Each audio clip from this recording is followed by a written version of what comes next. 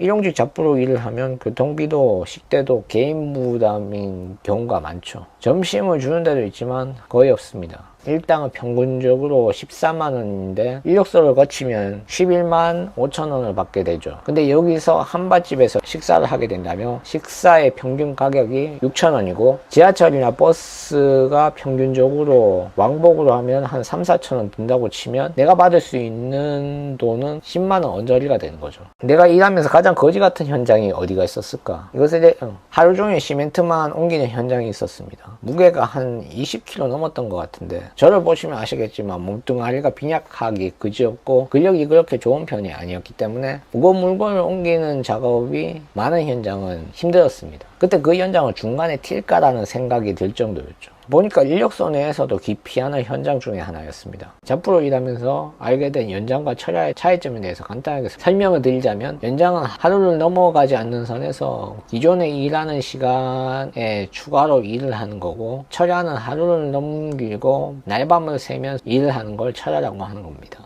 어쨌든 이런 연장과 철야는 현장 특성상 유동적일 수밖에 없기 때문에 거기 가서 그날 일을 할 때까지 알 수가 없습니다. 연장과 철야는 강제도 의무도 아니지만 강제입니다. 연장이든 철야든 일용직 잡부에게 의무도 강제도 아닙니다만, 이력서를 통해서 일을 나가면 인력소 잡부에게는 안 하면 안 될 것 같은 느낌이 시게 드는 게 연장과 철야입니다. 대충 그날 정해진 시간에 일을 거의 끝마칠 때쯤 현장 직원이 연장이나 철야를 해야 된다고 이야기를 하죠. 그럼 이때부터 보이지 않는 눈치 싸움이 시작됩니다. 연장이든 철야든 하고 싶지 않고 그냥 빨리 집에 가서 씻고 쉬고 싶은 파와 딱히 상관없다는 파로 나뉘게 됩니다. 저 같은 경우 돈을 더 받고 나발이고를 떠나서 그냥 집에 빨리 가서 쉬고 싶은 사람 쪽이었죠. 이때 연장을 할 것인가 집에 갈 것인가 결정을 못하고 우물쭈물하는 시간이 생기게 됩니다. 여기서 재빠르게 스타트를 끊지 않으면 먼저 스타트를 끄는 사람의 의견에 끌려가는 경우가 발생합니다. 이 상황에서 제가 늘 느끼는 심리가 뭐냐면, 내가 먼저 스타트를 끊어서 연장을 안 한다고 말하기는 좀 그러니까 누군가 연장을 안 한다고 말해주기를 기다리는 그런 심리 상태죠. 누군가가 연장이나 철야 같은 걸 안 한다고 이야기를 하면 거기에 편승해서 나도 안 한다고 말하려고 준비 안 하고 있는 상태입니다. 남에게 결정권을 맡기고 거기에 따라가는 능동적이라는 게 1도 없는 수동적인 태도라고 할 수 있죠. 이런 스탠스를 고수하다 보니까 나는 연장 작업을 별로 하고 싶지 않은데 같이 일하러 오는 사람의 대부분이 연장 작업을 한다고 하면 거기에 끌려가듯이 어느샌가 나도 같이 연장 작업을 하고 있을 때가 많았죠. 이런 경우가 몇 번 계속되다 보니까 나중에는 결국 못하겠다는 생각이 들었죠. 그래서 나중에는 연장이나 철야 작업이 있다고 하면 저는 그냥 남 눈치 안 보고 저는 못합니다 하고 그냥 집으로 갔죠. 이때 한 가지 배웠던 게, 필요하면 자신의 의견을 확실하게 말할 줄 알아야 된다는 겁니다. 인력소 잡부 입장에서 연장과 철야를 하지 않으면 해당 인력소에서 불이익을 받을 수가 있습니다. 보통 인력소와 그 인력소에서 보내는 현장은 계약 관계에 있죠. 그렇기 때문에 한 인력소에서 꾸준히 일 나가다 보면 현장이 겹치게 됩니다. 당연히 그 현장에서 일용직 잡부가 연장이나 철야 작업을 하지 않은 경우 그 소식이 인력소로 들어가게 되겠죠. 이게 보통 한두 번이면 왜 연장을 안 했냐고 한 소리를 듣고 끝나게 되는데,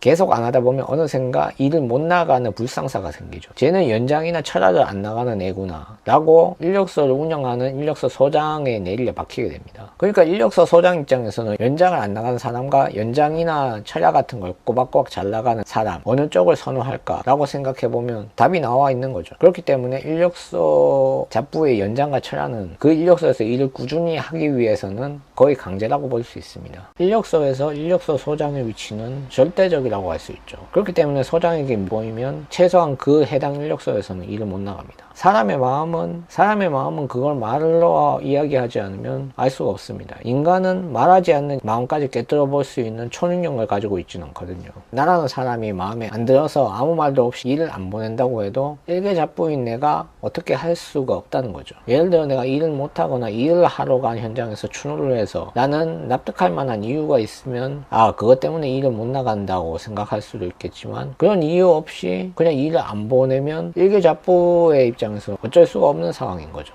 이럴 때 해결책은 꽤나 간단한데, 빠르게 다른 인력소로 옮겨서 일을 나가는 게 답이라는 거죠. 인력소 잡부는 인력소를 잘 고르는 것도 능력이라는 거죠. 보통 노가다를 갈 때 동네에 있는 몇 개의 인력소를 추려서 그것 중에 한 곳을 꾸준하게 나가는 게 일반적이죠. 근데 여기서 생각해야 될 게 인력소를 처음 나가실 때 시간 맞춰서 인력소를 나갔는데 그 인력소가 썰렁하고 사람이 별로 없으면 거기서 쎄함을 느끼셔야 합니다. 그런 인력소가 모두 그런 건 아니지만 대부분의 일이 별로 없는 인력소는 그렇게 썰렁하고 사람이 별로 없을 가능성이 높습니다. 하루에 33만 원을 벌었던 적이 있습니다. 보통 일용직 잡부의 일당은 13만 원입니다. 그럼 어떻게 하루 만에 33만 원을 벌었을까? 평소처럼 겨울에 인력소를 통해서 노가다를 나갔었죠. 그날 했던 일이 기름통에 기름을 넣어서 건설 현장에서 사용하는 난로에 넣고 꺼지지 않도록 꾸준하게 작동시키는 게 그날의 작업이었죠. 이 작업의 포인트는 건물의 온도 유지에 필요한 난로가 꺼지지 않게 하는 거였습니다. 시간에 맞춰서 꾸준히 기름을 넣어줘야 됐죠.